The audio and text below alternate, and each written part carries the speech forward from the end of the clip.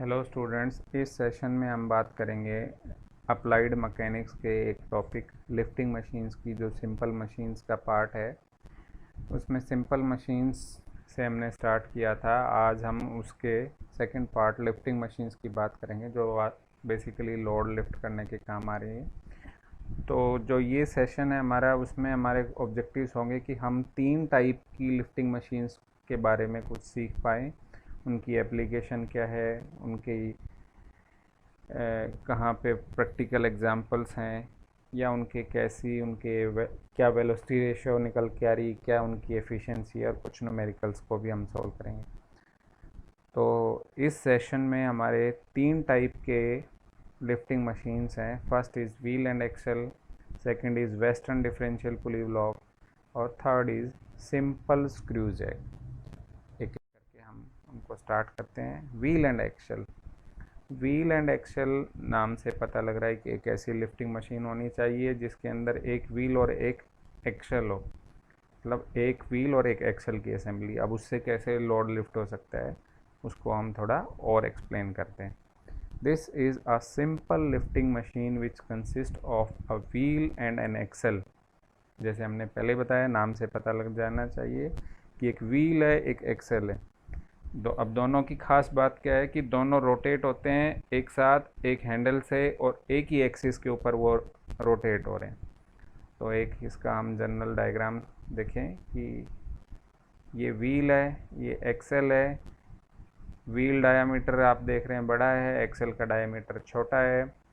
दोनों एक ही एक्सिस के ऊपर हैं और एक हैंडल से उसको रोटेट करके हमें उसको लिफ्ट कर रहे हैं या रिलीज़ कर रहे हैं। ये एक सिंपल, आप इसको रिलेट कर पाएँ तो आपके जो पानी का कुआं है जिससे हम पानी खींचते थे, उससे हम इसको रिलेट कर पाएंगे कि हमने एक, उसमें तो पुली लगी हुई है, लेकिन वो पुली भी अगर आप उसको एक व्हील समझे कि वो पुली है, उस एक्सल के ऊपर थी, ये हमारी बाल्टी थी, ये इधर से हमने इसको लिफ्ट किया। तो जब हम इसको लिफ्ट कर रहे हैं तो पी जो एफर्ट लगा रहे हैं, उस पी एफर्ट लगाने से जो हमारी बाल्टी है जिसका वेट डब्ल्यू है वो ऊपर की तरफ आ रही है।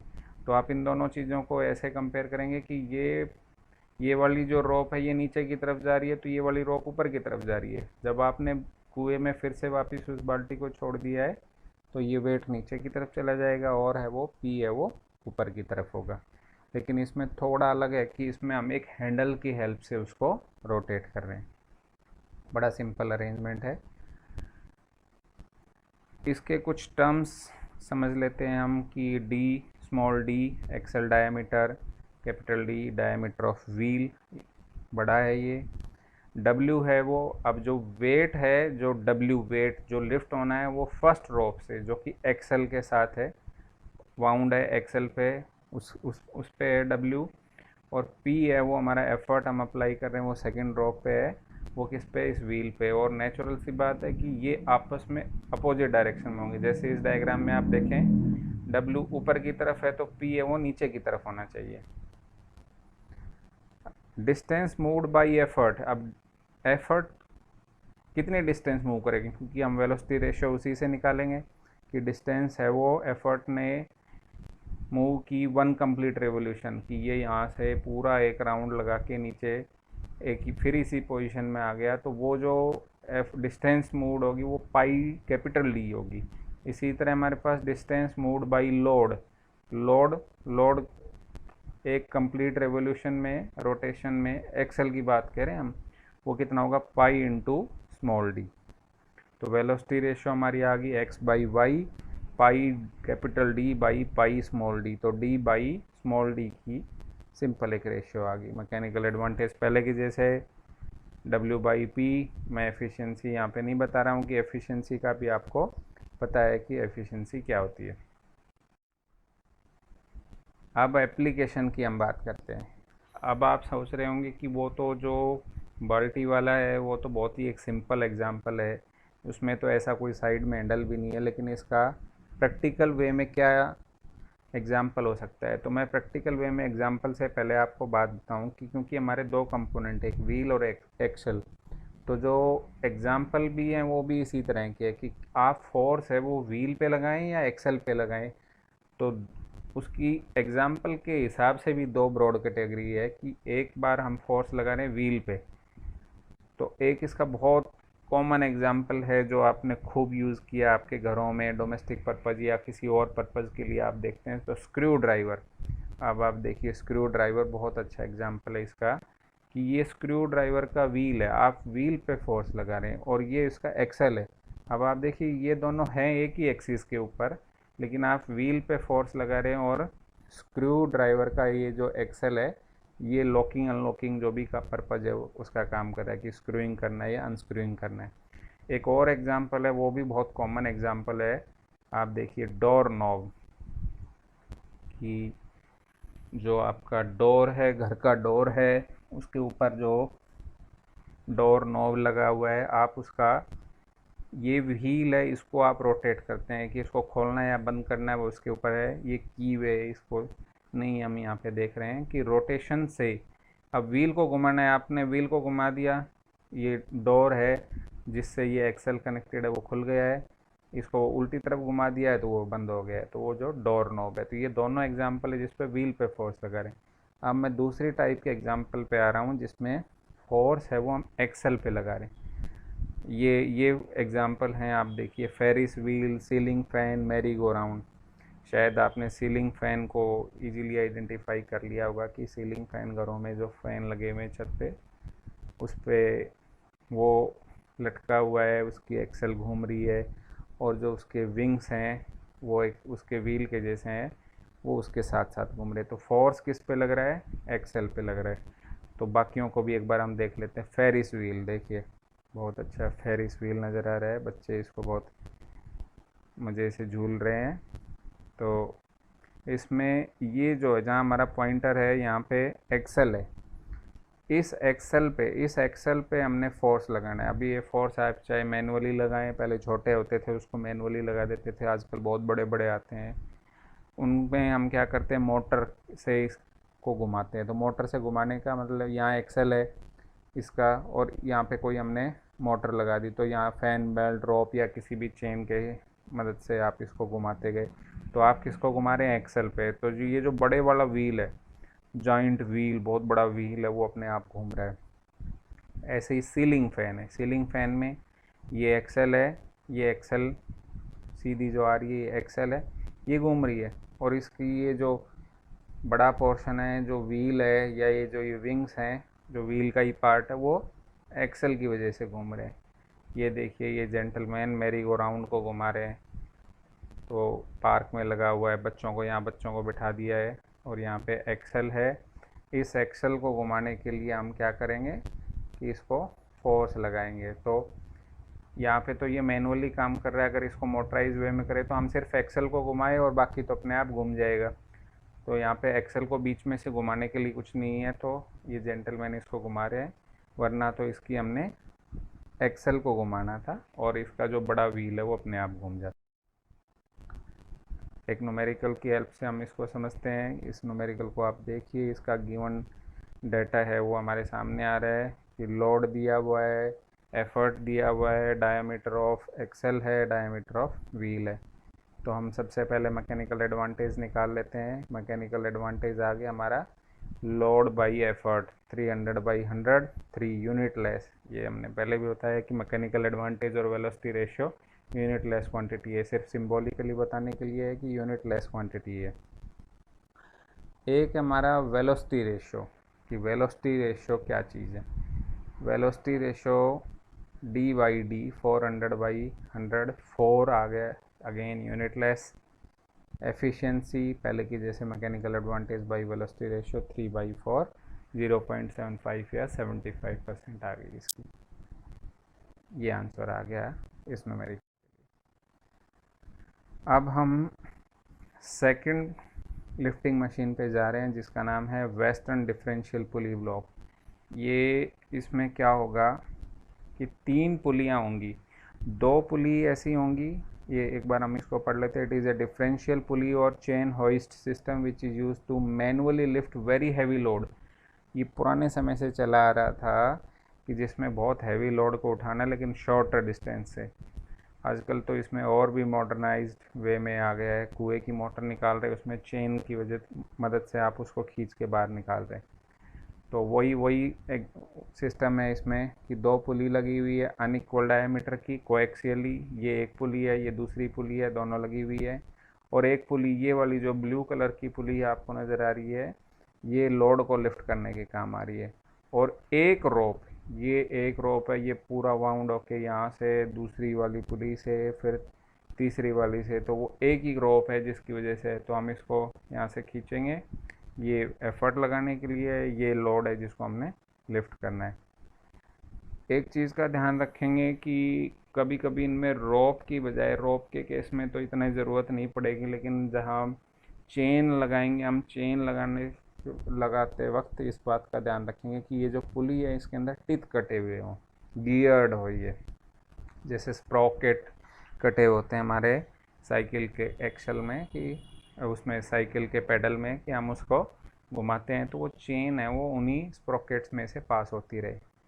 ये इसका एक सिमिलर डायग्राम है। मैं इसकी बात कर रहा हूँ कि ये जो P है इसको हमने खींच दिया है, तो इससे लोड है ये W लिफ्ट होता जाएगा, और लोड है वो जो W लिफ्ट हो रहा है वो नेचुरली क्या हो रहा है कि यहाँ पे दो हिस्से हैं इसके रोप के, तो वो W/2 में इक्वली डिवाइड हो गया। तो कम एफर्ट लगा के हम क्या कर रहे हैं कि उसको ऊपर उठा पा रहे हैं। देखिए ये it is an improvised form of simple wheel and axle. पिछले वाला जो सिंपल व्हील एंड एक्सल था उसका इम्प्रोवाइज्ड फॉर्म है कि ये व्हील है, ये एक्सल है, ये लोड है, ये रोप है। अब ये देखिए जेंटलमैन इसको खींचेंगे, एफर्ट लगाया और ये हमारा ऊपर की तरफ आ गया। देखिए दो एक्सल लगे हुए हैं डिफरेंट डायामीटर्स की, जिससे हाई वेलोसिटी रेशियो में मिले। वेलोसिटी रेशियो कितनी मिलेगी? 2D/D-D1 - D2। ये टी को जनरली कंसीडर प्रैक्टिकल केस के लिए कर लेना चाहिए, लेकिन हमारे बुक के स्कोप के हिसाब से, हमारे सिलेबस के स्कोप के हिसाब से हम इसको छोड़ देते हैं कि इसकी थिकनेस को टी कह रहा है, लेकिन हम नॉर्मल केसेस में इसको कंसिडर करते हैं।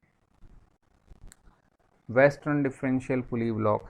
अब वेस्टर्न डिफरेंशियल पुली ब्लॉक पिछला वाला डायग्राम ही है, जिसकी तरह से हमने ये एफर्ट लगाया, W/2 में डिवाइड हो गया।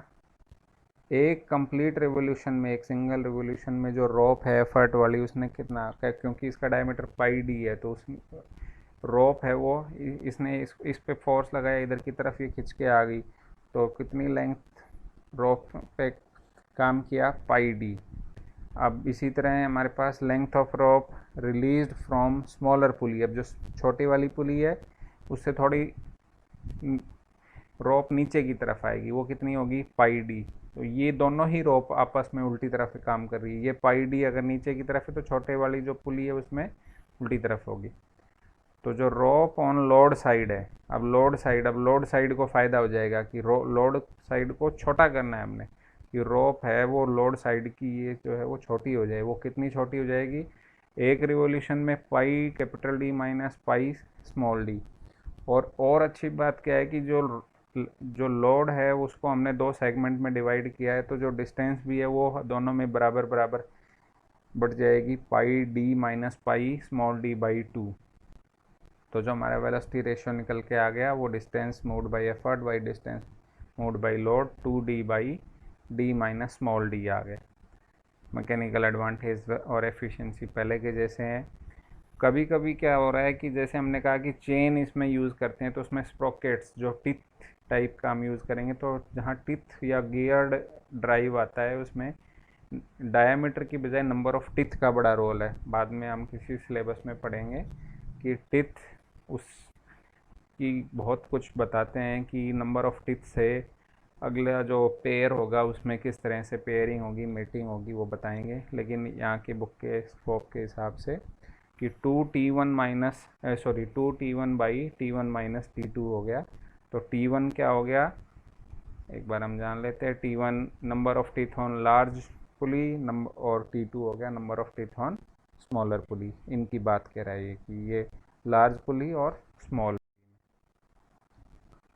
एप्लीकेशन मैंने बताया, एप्लीकेशन है वो कार का इंजन लिफ्ट करने के लिए आप देखिए जो हम बता रहे थे उसमें कि कुएं की मोटर को लिफ्ट करने के लिए यहाँ पे हैवी लोड है। ये मान लिया यहाँ पे कुछ बहुत हैवी लोड था, तो उस चेन सिस्टम की हेल्प से एक ही आदमी है उसको धीरे धीरे धीरे धीरे उसको शॉर्टर डिस्टेंस से उसको पा रहा है।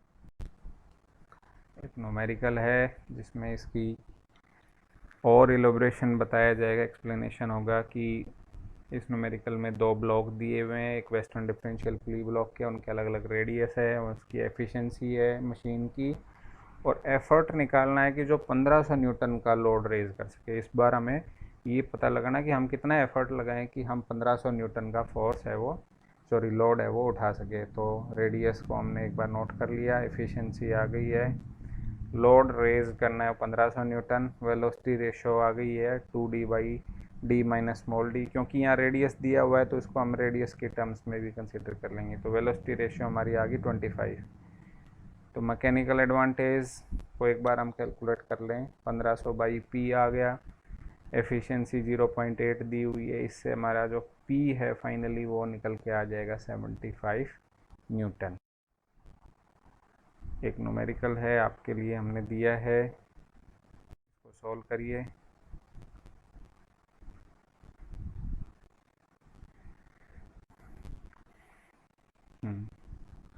अगला जो हमारा लिफ्टिंग मशीन है वो है स्क्रू जैक। स्क्रू जैक को आप देख पाएंगे कि एक स्क्रूड कंपोनेंट जो एक असेंबली में रखा हुआ है, जैसे ये इसमें लिखा है कि similar to inclined plane. Inclined plane एक फट्टा है लकड़ी का, एक ब्लॉक है, उसके ऊपर रख के आपने मटेरियल को लोड अनलोड करना है। आप देखिए ट्रांसपोर्ट वाले लोग इसको इसी तरह यूज़ करते हैं कि एक ट्रक है या कोई ट्रांसपोर्टेशन का कोई मीडियम है, उसके नीचे हमने एक लकड़ी का ब्लॉक लगा दिया और उस ऊपर से सामान को छोड़ दिया, तो उस इंक्लाइंड प्लेन की वजह से, या उल्टा है उसको वापस चढ़ाना है तो हम इसी तरह उसको चढ़ा पाएंगे। तो ये इसमें कॉलर है, ये इसका लीवर है जिस पे हम एफर्ट लगाएंगे, ये स्क्रू है, ये नट है, ये इसका बेस है। एक बार इसकी हम जनरल टर्मिनोलॉजी को जान लेते हैं कि L is the length of arm. ये मैं अभी ट्राइंगल के बारे में अभी आपको बताऊंगा, ये हमने पीछे एक दूसरे सेशन में क्रिएट किया था, ये एज इट इज़ है इसका। L length of effort arm है, ये L length of effort arm है। अगर इसको देखें फोटो में तो आपको नज़र आएगा। अब थोड़ा कन्फ्यूज़न ये हो सकता है कि P और कैपिटल P, ये जो स्मॉल p है वो पिच ऑफ स्क्रू। अगर आप स्क्रूड फास्टनर्स वाला जो हमारा इंजीनियरिंग ग्राफिक्स का कंसेप्ट था उसको याद करें, तो पिच ऑफ स्क्रू क्या होती है कि एक कंप्लीट रेवोल्यूशन में कि एक पॉइंट से एक थ्रेड है वो कितनी डिस्टेंस वर्टिकली ऊपर चला जाता है। कि मान लीजिए यहाँ से घुमाया पूरा, पहले तो हमें इसको लीवर को घुमाया, ऐसे पूरा लीवर को एक कंप्लीट रेवोल्यूशन घुमा दिया, उस कंप्लीट रेवोल्यूशन से ये भी एक पूरा रेवोल्यूशन यहाँ से पूरा एक रेवोल्यूशन करके आ गया। तो ये मान लीजिए ए पॉइंट था, तो इस ए पॉइंट से पूरा घूम के ये यहाँ आ गया, तो ये पिच ऑफ स्क्रू है। बाकी तो डब्ल्यू एंड कैपिटल पी तो आपको पता ही है, तो पी और स्मॉल पी में थोड़ा अंतर रखना है। तो हमने जो ये जो लीवर है इसकी हेल्प से एक रोटेशन इसका लगवा दिया है, तो उस रोटेशन से 2πl एफर्ट हमारा लग गया। डिस्टेंस मूव्ड बाई लोड कितनी होगी, क्योंकि वो पिच के बराबर होगी, वो p होगी। वेलोसिटी रेशियो हमारा आ गया 2πl/p ma, और एफिशिएंसी पहले के जितना। एक चीज़ आप याद रखिए, ये जो हमने बताया था ये इसीलिए डेवलप किया था कि P can be given by relation of inclined plane. जो लिफ्टिंग फ्रिक्शन वाला चैप्टर था उसमें हमने बताया था कि जो P आएगा वो कितना होगा, W tangent alpha plus phi. Alpha और फाई का एक बार मैं फिर से इंट्रोड्यूस कर दूँ आपके सामने कि अल्फ़ा क्या है, एंगल ऑफ इंक्लिनेशन, कि ये पाई डी डिस्टेंस मूव कर रहा है और P वर्टिकली ऊपर जा रहा है, तो अल्फ़ा जो एंगल है वो एंगल ऑफ इंक्लिनेशन है। तो टेंजेंट अल्फ़ा कितना हो गया, परपेंडिकुलर बाई बेस P/πd, और टेंजेंट फाई बहुत कॉमन है, पहले से ही हम जानते हैं, एंगल ऑफ फ्रिक्शन है, जिसकी वजह से कोफिशिएंट ऑफ फ्रिक्शन निकल के आ गया, tangent phi is equal to coefficient of. अब स्क्रू जैक के बारे में आपको थोड़ी बहुत पहले से भी नॉलेज होगी कि स्क्रू जैक क्या काम करता है। कि कहते हैं कि गैराज में चले गए, वहाँ पे गाड़ियों को लिफ्ट करने के काम आ रहा है। लेकिन उसके कुछ और भी एग्जाम्पल्स हैं। ये एग्जाम्पल्स कैसे हैं कि ट्रांसलेटिंग लिफ्ट फॉर पैलेट्स, कि ये जो पैलेट्स हैं, इंडस्ट्री में क्या होता है कि स्पेस को पूरा यूज़ करने के लिए जो मटेरियल आएगा, वो मटेरियल को एक तो स्टैक फॉर्म में, पैलेट फॉर्म में रखा जाएगा कि एक बॉक्स के ऊपर दूसरा बॉक्स, तीसरा बॉक्स, चौथा बॉक्स, या उन पे लिखा होगा कि एक पैलेट में 4 बॉक्स हो सकते हैं, 7 बॉक्स हो सकते हैं। आप किसी भी कार्टून के ऊपर, डिब्बे के ऊपर आप देखेंगे तो उसमें एरो का साइन होगा कि ये इसका मतलब है कि सीधा ऐसे है, और उसके ऊपर लिखा होगा कि 4 है। 4 का मतलब है कि उस पर 4 बॉक्स हम अरेंज कर सकते हैं कि ये पहला बॉक्स है, दूसरा, तीसरा, चौथा। तो इनको अरेंज करने के लिए लिफ्टिंग मशीन का यूज़ कर रहे हैं, वो स्क्रूज है। इसी तरह अब अनस्टैकिंग, अब ये यहाँ पे स्टोर कर दिया, जैसे ये यहाँ पे छोड़ दिया कि ये यहाँ पे रख दिया, ये यहाँ पे रख दिया, अब ये वापस ये नहीं उतारेगा ये वाला। अब वापस के लिए ये है कि ये क्या करेगा कि जैसे वेयर हाउस है, कोई अमेज़ॉन का है या कोई और ऐसी कंपनी है, वो यहाँ से वेयर हाउस में से सामान उतारेंगे और इसके ऊपर रखेंगे और उसको धीरे धीरे धीरे पूरे ग्राउंड फ्लोर पर लेंगे, तो अनस्टैकिंग पैलेट हो गया। इसी तरह के एग्जांपल है mobile scissor table for pallet truck transfer. एक बहुत ही कॉमन एग्जांपल है स्क्रू जैक का, आप लोगों ने इसके बारे में भी देखा होगा, आपने ज़रूर इसको, कि adjustment of steel centering for concrete beams, की कंक्रीट का जहाँ स्ट्रक्चर बना दिया, कोई पुल बना दिया घरों की, कोई छत लेंटर डाल दिया हमने, तो इनकी मदद से हम उसको स्क्रूड करके, तो वो क्या हो गया, स्क्रू जैक। ये ऐसे कंपोनेंट होंगे, ये जितने भी कंपोनेंट आपको नज़र आ रहे हैं, ये कंपोनेंट हो, ये कंपोनेंट हो, ये कंपोनेंट हो, ये सब स्टील कंपोनेंट है। इनको इसकी वजह से, मदद से आप कर पा रहे हैं। तो ये हमारे स्क्रू जैक की एप्लीकेशन, और भी बहुत सारे एप्लीकेशंस हो सकते हैं। तो उम्मीद करते हैं कि ये जो 3 आज जो हमने लिफ्टिंग मशीन्स की बात की, उन लिफ्टिंग मशीन्स के बारे में आप शायद पहले से भी जानते होंगे, और कुछ नया आज सीखने को आपको ज़रूर मिला होगा। तो इसी उम्मीद के साथ सभी के लिए यही मैसेज है कि आप सभी लोग इसको पढ़ें, समझें, प्रैक्टिस करें। कोई डिफ़िकल्टी हो, कोई फीडबैक हो, वो हमें ज़रूर बताएं। सभी का